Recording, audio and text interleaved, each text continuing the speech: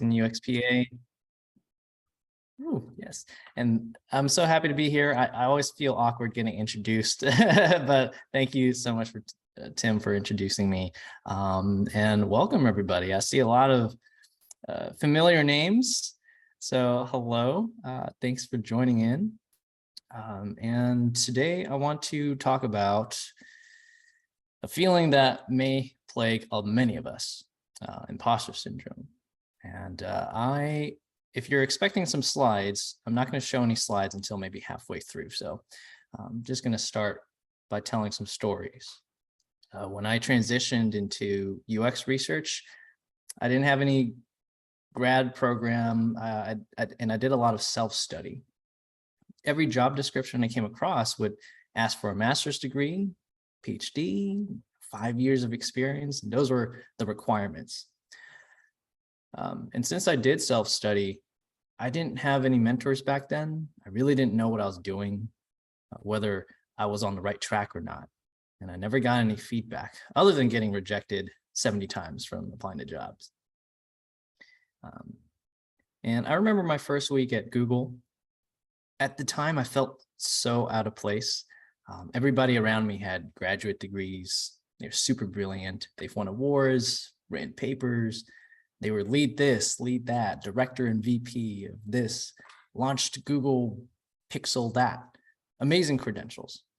And here I was, a newbie UX research assistant with a bachelor's degree in something irrelevant, whose only skill is maybe being able to bend my elbow in a weird way. In other words, I felt like I just lucked out. And to be honest, I felt a little ashamed of my lack of credentials or lack of real training. Don't get me wrong, I was excited, but nervous. So I was in full-on proving myself mode. In the second month, my manager asked me to do an expert review of our product. And I said, okay, I'll go ahead and plan it. I got the template. Let me go talk to the designer, figure out the use cases and the core tasks. Spent all day and night planning it. I went back to her desk and I said, hey, Jen, here's the plan.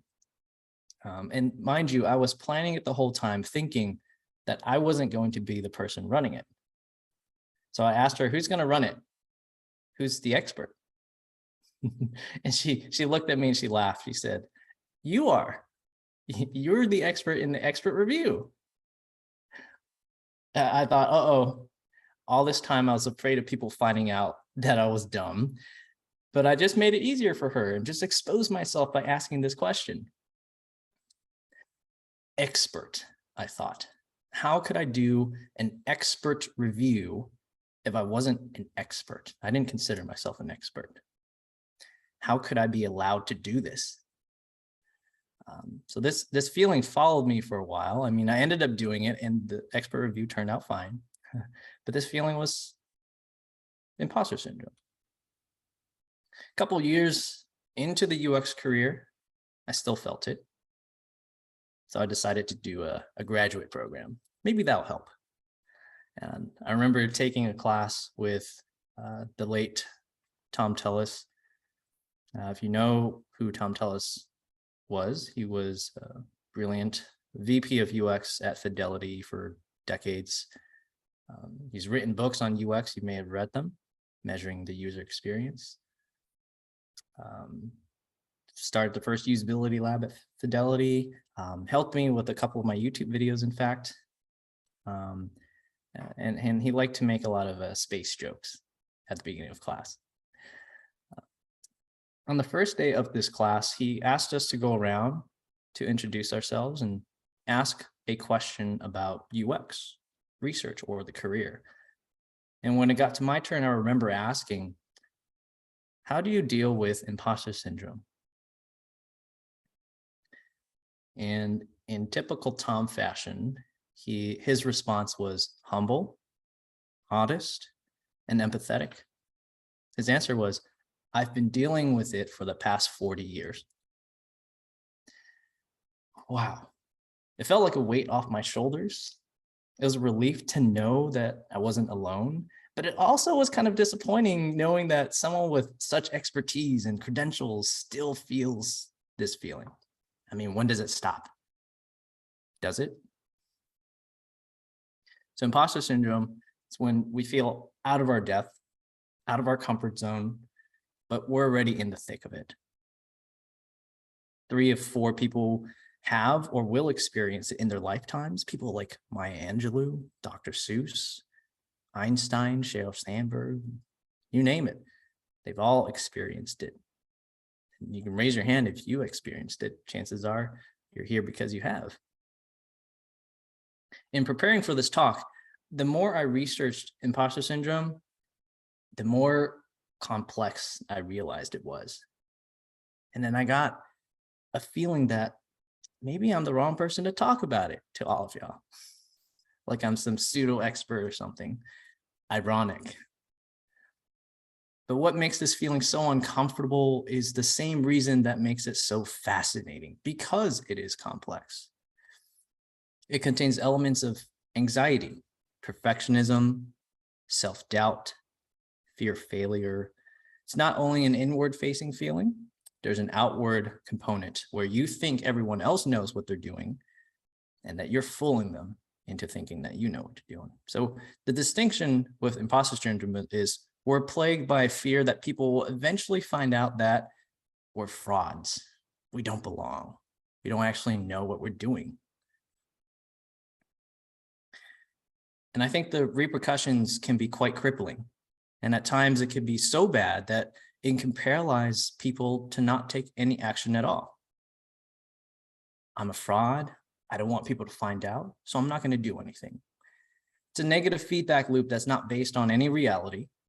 It's actually a self-fulfilling prophecy by sabotage, self-sabotage. And on top of all that, when faced with compliments or praise or accolades, we might even feel that we don't deserve them. We can get even more complex if you want.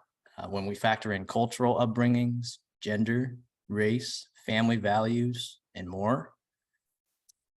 I asked my friend if he ever felt this way. He said no. Must be nice, I said. Just joking. I know this talk is about imposter syndrome, so chances are you felt it and that's why you're here. But we have to acknowledge that some people don't experience it, and that's okay.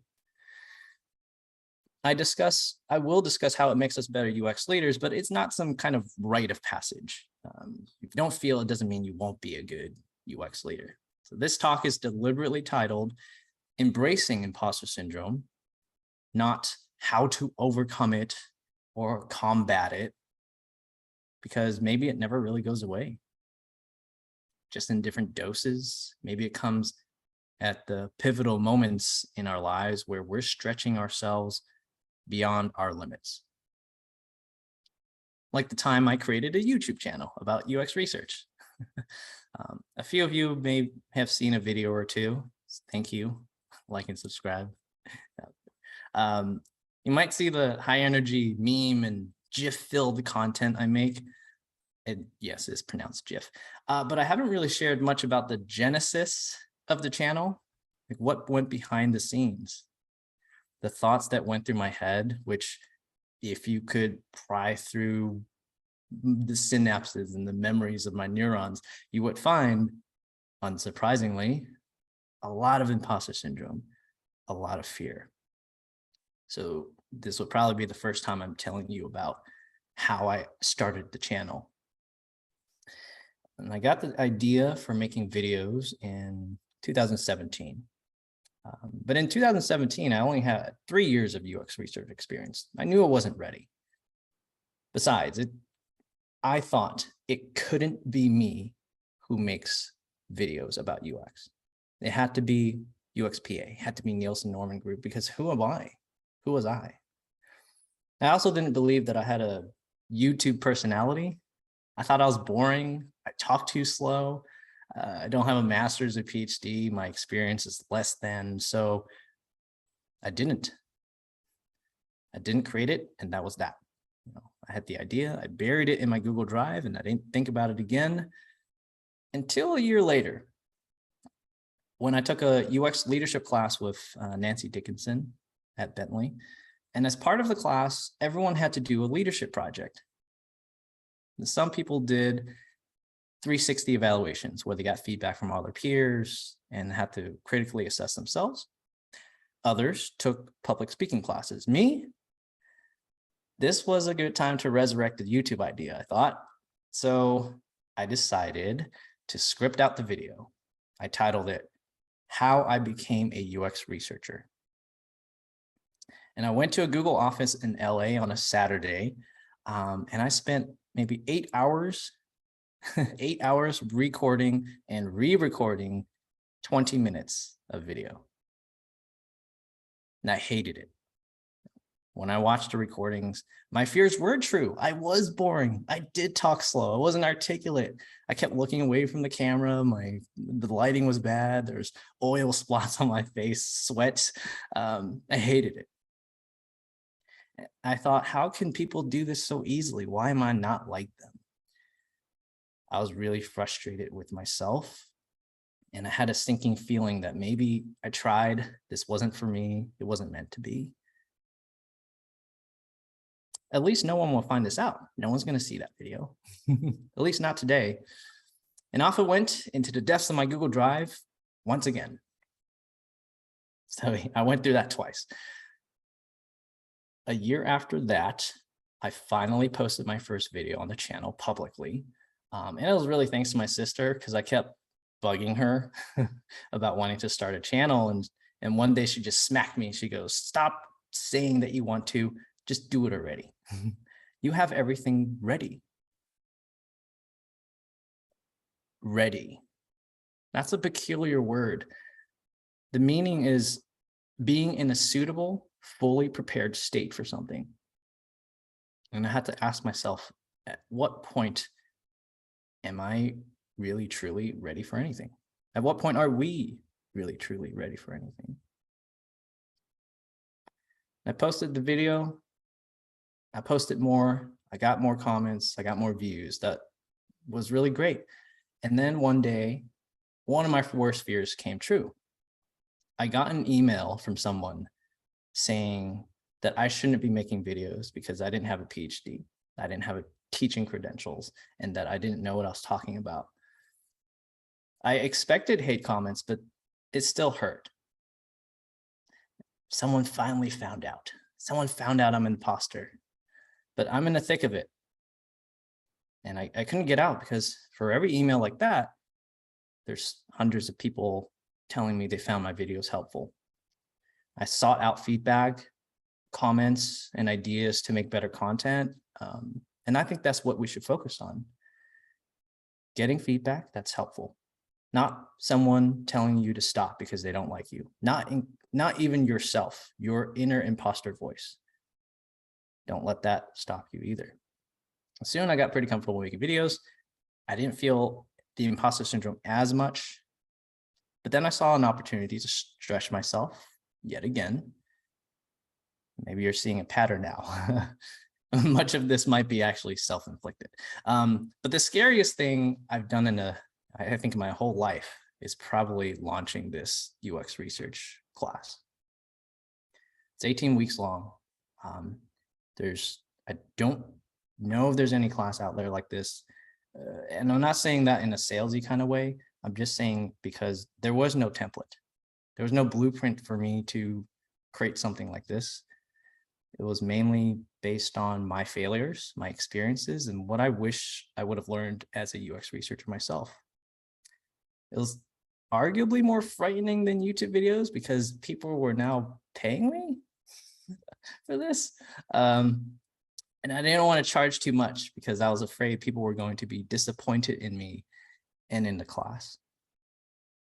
Besides, some of you here might have way more experience than me, and there were people out there with 20 years of experience, professors, actual professionals with credentials, big names in the UX industry.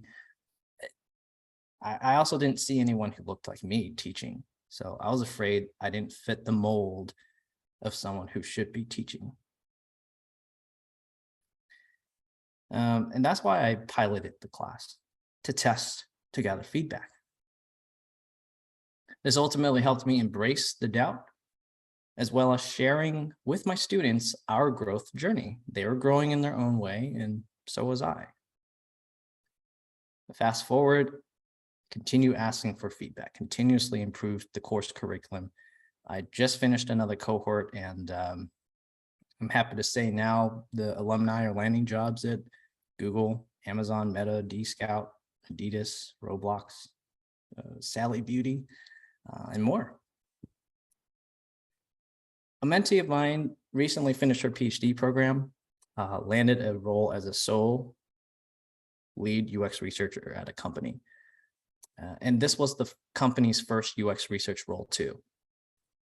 I got on a call, I congratulated her, but she was actually questioning whether or not she should take the role. She said, "Am I setting myself and the company up for failure? This is my first research job. This is their first role. I cannot be the first researcher." Right? So she almost turned the job down. She also had an inner struggle with her cultural upbringing, which hit close to home.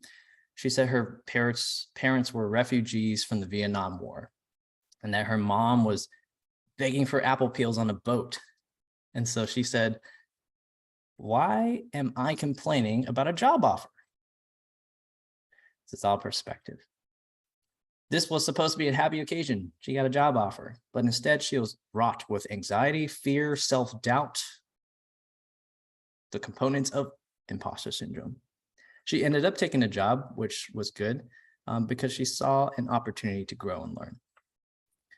I checked in with her this past week just to see how she's doing, and she's doing just fine. But it got me thinking, if we truly believe ourselves undeserving of our positions, of our accolades, that we in fact are imposters and don't know what we're doing, why not just quit? Why do we still keep going? Why do we subject ourselves to these negative thoughts? Isn't that counter to our well-being? Well, because we're resilient. Because somewhere in there, we know we can convert this feeling into a positive force. So how can we embrace this feeling and turn it into an asset for being a better leader? I'm going to share my screen now. So, see. I have 5 steps. Let me know. Give me a thumbs up if you could see. All right. The first step is to understand. Read about imposter syndrome, learn about it. I think that if we understand a phenomenon, it will help us gain control over it, or at least some degree of control over it. An example is Elon Musk. He's an interesting character. Had once said he used to be afraid of the dark. The unknown was scary. But he learned that darkness is just a lack of photons. Having broken down the science of darkness, getting a better understanding of how the world works, it just became a little less scary. I mean, how silly it is to be afraid of the lack of photons. I'm also a big space nerd, physics nerd. I wanted to share the story about Richard Feynman, who was a Nobel laureate and professor in physics. He had a great gift of explaining mind-boggling quantum mechanics in a way that kids can understand. He talked about his friend who's an artist and the difference between how an artist appreciates a flower and how scientists appreciate a flower. Both can appreciate the aesthetics, the design, the outside of it. But the artist says, you scientists always break things down, make it all dull and boring. But the scientist knows the intricacies of the flower's cells, right? The powerhouses, the mitochondria inside that power the flower, how flowers can adapt their colors to attract pollinators. And sunflowers can rotate during the day to follow the sun. Isn't that neat? When we learn more about things, we can find beauty in them from a different perspective. And when we learn about these phenomena, it helps to even learn that there's a term for it. When I first felt this, I thought I was the only one feeling this. I didn't know there was a term for it. And it felt better to learn that there is. Second, share. Talk about it. Write down your thoughts. People can relate more than you think. I was having a virtual lunch with my colleague the other day, and I said how impressed I was with all the work they were doing. I admitted to them that I didn't think I was doing that much. And they told me they thought that I was doing a lot more.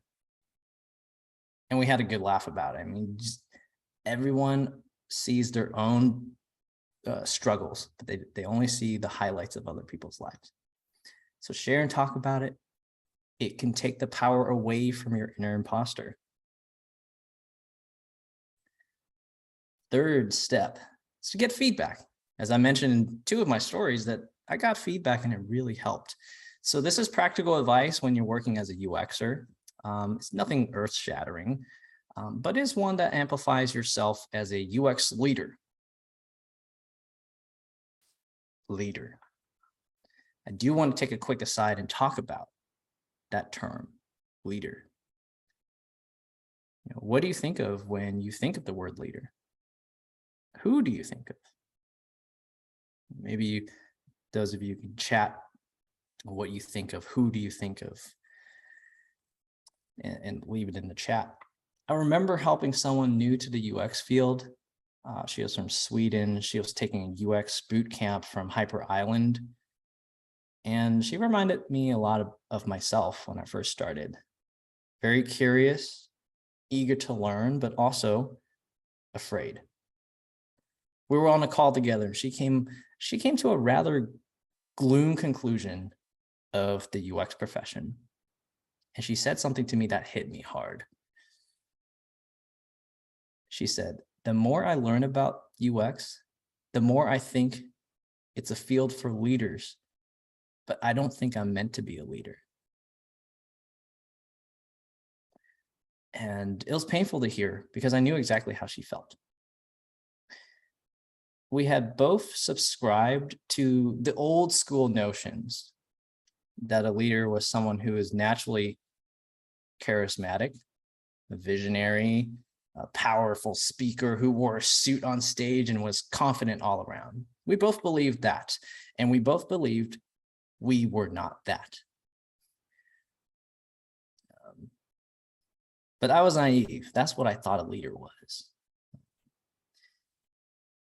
It's a shame, though, how many bright people who shut their own lights out because of misconceptions of leadership. So I want to debunk this misconception because there are different theories to leadership. Something I share in my class so my students can be more empowered to take the reins in their own style. So there's the primal aristocratic type of leadership. Very common in the animal kingdom. People are born into power or they fight to become a leader. And this is based solely on power and authority. Pretty simple, nothing other than that. Then in the 1840s, the early 19th century, Thomas Carlyle came up with the great man theory. And just by the name, you know it's kind of exclusionary. And he suggested that great leaders are born, not made. They have intrinsic characteristics like charisma, intelligence, sociability, and confidence. And this was the theory I believed my whole life. Right? I thought as a kid, I was introverted. I could not speak without drawing breaths for myself. And I thought I could never be people like that. And in addition to that, my parents taught me not to be outspoken, right? Be modest, don't brag, be humble, don't speak up, keep to yourself. And I think there might be a cultural upbringing component to that too. And now we, as UX leaders or UXers of any kind, whether you're an assistant, senior, intern, director, manager, head of whatever, we operate in this realm, transformational leadership. And that sometimes it's associated with facilitative leadership. And within this theory are different leadership styles, as described by Daniel Goldman in his book, Emotional Intelligence. But in transformational leadership, the idea is that anyone can be a leader. They're empathetic. It's idealized influence. We walk the walk. Like I see some of the comments here that the last to jump from a sinking ship. I like that. They consider the needs of their followers and wants others to succeed. Nelson Mandela had said, lead from the back, but make others believe they're in the front. So I think that is a good embodiment of transformational leadership. And when we understand and apply this, we realize that there is no one right way to lead. There's no correct prototype of a leader. Not that kind of prototype, of course. So I want to circle back to the third one. I know I went on a little detour. We went on a little detour to talk about leadership. How does this tie into leadership? Well, when we ask for feedback, we got to involve others. What works for me a lot of the times when I send in my documents at work, it's when I put a WIP label next to my documents. WIP stands for work in progress. Because aren't we all works in progress? Anyway, maybe we fear the feedback confirms our imposterism, but unless we ask, we're never going to know. We're never going to know where we stand. Track progress, document your processes, because a lot of times we blame ourselves when something goes wrong, right? And not the good kind of blame. We're blaming our character. Oh, I'm so stupid. Oh, I'm an idiot for messing that up. But that's not helpful. What's helpful instead is, I can see that I missed a step there. Oh, I hadn't realized to approach it from that angle. Thank you. And that's what you get from gathering feedback from others. And you can grow. You're allowing your space to grow rather than limiting yourself by saying you're stupid, which you aren't. Feeling like an imposter, I think it's a great motivator to learn your way out of being an imposter. Learn your way out of being an imposter. And by way of involving others and getting feedback, this is the most natural way to amplify your influence as a UX leader. But we have to ask for it, and we have to be open to it. Fourth one, it's reframing. There's a big difference between I don't know and I don't know yet. Again, the first one is limiting, self-limiting. The second allows us the freedom to grow. And like Chinu said, this is the growth mindset, which is a good book that I linked in the resources in my deck, actually. I think UX is hard enough as it is, because we're often thrown into the deep end in ambiguous scenarios where there are no clear answers. Everything is a learning experience. We can either be stumped by it, or we can approach scenarios with curiosity. Accept that some things are not in our control, and that's fine. We'll find workarounds. We always do. But there are things that we can control, like how we frame things. For example, for every problem, there's opportunity.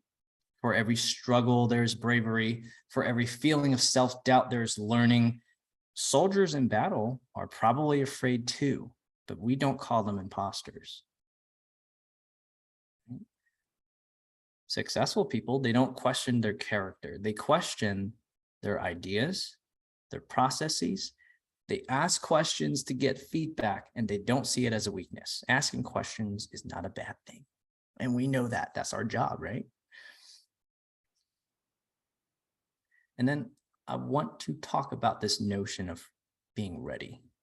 I did allude to it several times. What does it mean to be ready? If you try to imagine the mental state that you want to be in, that alone might help you. And this is actually backed by neuroscience theory on brain plasticity, or the ability for our brains to adapt. Hebbian theory. Research has shown that if you're upset, you should try biting on a pencil and to emulate the facial gestures of smiling. And that might actually boost your mood. Another great example of this is when I was a kid, my mom brought me to karate class. And I like telling the story because it was something I never forgot about the notion of being ready. On the first day, the sensei told me to just stand there and watch. He lined his students up against the wall, and then he asked, who wants to volunteer to demonstrate the new choreography to Kevin? I expected nobody to raise their hand, but maybe I was just projecting because I wouldn't have. But what actually happened completely shocked me. Everybody quickly put their hands up and then down again. I was shocked. I was like, why did everybody raise their hand? So I asked the sensei. He told me that if they didn't raise their hand, he would call on them. But he also told me that the physical act of raising your hand might trick their brains into thinking they have volunteered. So whether or not he would call on you, you would have no regrets. Your brain has tricked yourself into thinking you are ready because you have volunteered, despite a little bit of coercion. So I don't know if he was a neuroscience expert or not, but he was definitely applying the Hebbian principle and taught me that there is no point in real life where we can ever truly be ready. So if you feel this way, take a deep breath, don't freeze, raise your proverbial hand, jump in. Don't be afraid to ask for help as you go. It'll be okay. And I want to do a quick aside. If you are someone who is giving feedback, if you're talking to someone who has imposter syndrome, whether you're a manager, or mentor, or just a peer, instead of calling someone smart or genius or an idiot, compliment them on their effort or their ability to think of good questions. Because if you comment on their character, let's say, you're so smart, it may be a good compliment, but it might put unnecessary pressure for them to continue keeping up that imposter to match what they think your expectations are of being smart. And so it might backfire. It might actually make it more difficult for them to, because they might not want to take on something where they might fail and live up to that smart expectation. And also if you're in management or mentorship positions, commiserating, sharing times that you've experienced imposter syndrome too can help build trust and rapport with your direct reports. So I want to bring this talk back to the beginning and close with a few words. In the beginning, I mentioned just how complex this syndrome is. And the more I learned about this phenomenon, the scarier it became for me, because it was scary to talk about something that's so intricate. We haven't quite figured out ourselves yet. I mean, we can calculate exactly where a comet will be in 1,000,000 years, or we can predict how long it will take you to get sucked into a black hole. But yet, our emotions are not fully under our own control. It might be anthropocentric of me to say, but the human brain is the most complex and fascinating thing in our universe, I think. Isn't that the reason we're in user experience, the human experience, to learn how people think, feel, and behave. Isn't that all the more reason to continue learning and apply the power of yet? We don't know yet. So the takeaways, I mean, just look at how many people are in this call, and maybe more. For a talk on imposter syndrome, we're not alone. Allow yourself to feel what you feel. It's okay. You don't need to suppress your feelings. If you have debilitating anxiety, great. Crippling sense of fear, awesome. It's totally normal to doubt yourself. That shows humility. What's not normal is not doing anything about it. So use that momentum to grow. Practice being kind to yourself. Practice reframing. Practice the power of yet. When you level up, we're going to face new challenges. And it's going to be uncomfortable. That's when we know we're growing. Nobody ever played Super Mario on level 1 and said, I'm okay with level 1 for the rest of my life. No, you want to get to the next level, right? It's going to get harder. And that's when you know you're challenging yourself. So next time you feel it, don't blame yourself. Thank yourself. Give yourself a pat on the back because you gave yourself a chance to challenge yourself. And you haven't quit. You chose to be out of your comfort zone. I commend you for that. And humility breeds curiosity. It underpins self-awareness, open-mindedness. Not knowing something doesn't make us frauds. It makes us students. And the best leaders don't pretend to have all the answers. They are curious students. So ask the tough questions, inspire action, and keep on growing. Thank you. Thank you so much, Kevin. We're going to move into a Q&A here real quick. Amanda, Rami, can you unmute for just a second? Let us know if you tracked any questions that we want to direct to Kevin before we get into unmuting. In all honesty, with all the truths that Kevin shared, I think he's answered all the questions as we went through. So I really wasn't able to find any questions, but honestly, I don't know how we can clap. You know, if we were here in a physical environment, we would be hearing clapping going on for sure. So definitely big round of applause. And yep, we love everything you shared. And I mean, I saw no questions, and anyone is feel free to unmute and ask away. I mean, Kevin's right here, so. We did just get one. We got two in. So from Laura, we have, how did imposter syndrome differ early in your career versus later? Ooh, that's a great question. Thank you. That was Laura, right? Yeah. Laura, so yeah. I think it comes in different doses. I think it's you learn how to manage it a little bit better. You realize that you can ask for feedback now. Before, I didn't know how to handle it at all. I didn't know what it was even called. So it was completely new to me and it felt super uncomfortable, but I still feel it. I was telling the board members before this call that I had a nightmare yesterday. It was like 90 degrees and I took an afternoon nap. And it must have been during my 90-minute REM cycle that I had this nightmare. That I was giving this talk, I was late to it, that my mic and camera weren't working, and that I was giving the talk from my phone from a sheep farm. So I was not ready for this talk.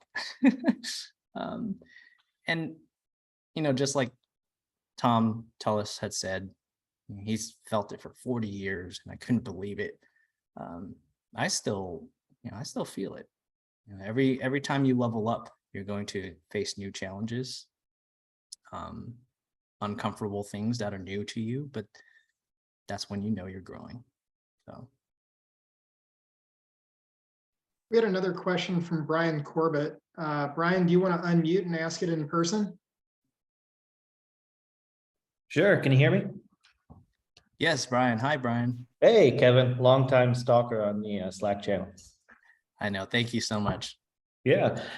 So what do you do about those people, especially those with a lot of industry experience that say things like you don't have an imposter syndrome, you are an imposter because you're inexperienced? Yeah, I guess there is a difference between feeling like an imposter and actually just not having enough experience. So I think we should frame it that way, right? The power of yet. I may be inexperienced now, but I'm not a static person. I'm going to keep learning. And if you give me new opportunities, I'm going to learn and grow from them. But if they're not giving you helpful feedback, they're just hating on you, then that's not helpful. And try to reframe it, try to redirect the conversation and ask for actual in-depth feedback. It's like, I appreciate your concern. I don't feel as great either about this, but if there's anything you have suggestions for me, I'm happy to take it. Yeah, and that wasn't necessarily something that was directed at me, but they're someone I've seen on like LinkedIn who is very adamant that imposter syndrome just doesn't exist, and is just kind of speaking in generalities. Yeah, I mean, technically it's not in the DSM-5 or the Diagnostic Statistics Manual, but it is real. I think a lot of researchers have done research on this syndrome. But I think there's a couple of TED Talks that I watched. One person wants to reframe it that these are just symptoms of self-doubt. And if we reframe it, we can take back control. So whether or not you want to call it imposter syndrome, I think the self-doubt, the anxiety, those are still real. So if we can want to get into semantics, then it's not very helpful for the discussion. We just find ways to improve, find ways to grow. Thanks so much, Kevin. And Brian, thank you for the question. Anna, I apologize, I don't know how to pronounce your name. Sounds like you had a question. Would you like to unmute and ask? Sure, yeah. Thanks for the opportunity to answer questions, and thanks, Kevin, and everyone at UXPA for hosting this. It's really great to be here. So I was wondering, well, you kind of alluded to this in the previous question, but are there ever times when you didn't feel good receiving feedback? And how do you deal with feedback that makes you doubt yourself? That's a good question. Yeah, as part of imposter syndrome, we don't think we deserve praise sometimes. Actually, this happened recently at work. I'll mention how I managed it, but we were having mid-year evaluations, and throughout the whole half year, I didn't think I was doing enough. So I was expecting not so great reviews. And when I met with my manager, she just gave me a list of positive reviews. I was like, there's no way. Like, I don't believe this because I don't think I'm doing well enough. So wasn't very grateful of me. And she's like, Kevin, just take the compliments. But yeah, I mentioned, there are things that I want to grow in that maybe other people didn't pick up on. So also share those, share your goals, opportunities that maybe you have noticed, and maybe you can have other people keep you accountable from there. And the second question, remind me the second question. How do you deal with feedback that makes you doubt yourself?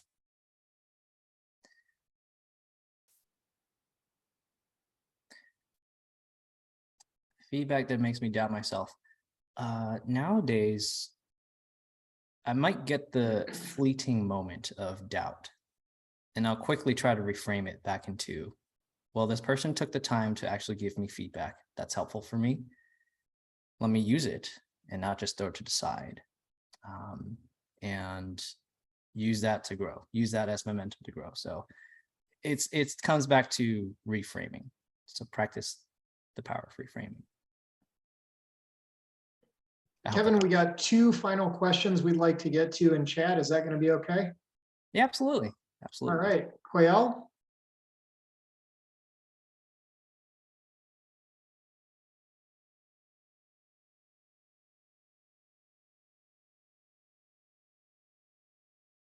All right, I'll read theirs. Quayle asks, if Jane Doe is already experiencing imposter syndrome of working in a big FANG company and is battling memories of a past workplace bully telling Jane Doe she knows nothing or micromanaging to tell Jane she should get out of that place if she can't match up, how does Jane deal with those memories and anxiety of things failing in her new workplace? So I think this is a scar tissue question, if I'm interpreting it right. Ooh. I How love do this we question. overcome the past experiences that have made us feel less than? I have an experience like this before. I had a manager who made me feel like I wanted to quit UX research because of it. Yeah, I could go into that, but I didn't know how to deal with it back then. It took me about a year to of doubting. I actually believed the comments I received from that manager. And for an entire year, I was like, maybe it's not for me. Like, I'm gonna have to quit this job because I believed I was doing everything wrong. So I don't have a good answer for how I dealt with it in the past, but now,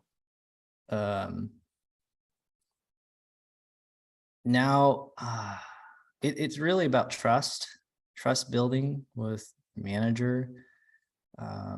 If I don't know why, right? Look for evidence. Ask them to give you, ways that you can improve. They might tell you, here's where you're wrong. Here's where you're doing everything bad. You might have to ask specifically for how you need to improve. Yeah, I don't have a good way to answer this. This just took me time. New experiences, asking for feedback in the 360 perspective. That's one source of feedback. You might want to ask your product partners, your designers, your product managers, ask them for feedback too, and gather those together and see where's the delta. I'm receiving very different feedback from this person versus other people. Why is that? So yeah, that's what I might suggest. Okay, last question is going to go to Catalina. Hi, how are you guys? Kevin, thank you so much. This was amazing. My question is more about, I think it carries a little bit more to what you were saying just a second ago, but you mentioned be kind to yourself, be patient with that uncomfortableness of growing and so on. But how can you break through that paralysis analysis, imprisonment, whether it's mental or just trying to take that first step, that second step? I see it from like a working out approach, right? Like I just have to put on my workout gear and go and do it, right? But how can you do that when it comes to work, having that paralysis approach, and just trying to want to stop it, but not knowing what are the first, second steps to follow? And I know it might be different for everybody, but what do you recommend? Mm-hmm. Yeah, definitely might be different for everybody. For me, as I mentioned, my sister was a catalyst. I kept telling her my plans. Just people I trust, I told them my plans, and she just smacked me and said, just do it. And I told another friend, and she said, look, she was very matter of fact. She kind of wrote down everything for me. She's like, you have this, you have this, you have this. What else are you missing? What are you afraid of? And I told her I was afraid of repercussions. I was afraid of hate comments. I was afraid of, people finding out that my stuff actually is bad. But I kept thinking, what is the value I'm going to bring? And what am I not giving the world by keeping this to myself? And I want to share this knowledge. For example, I was really scared to give this talk. Like for the past 2 weeks, I was planning every single day. And you know, what would have been this time slot if I didn't talk about imposter syndrome? Probably quant versus qual methods or something. Yeah, I think it's just trusting that you'll figure it out along the way.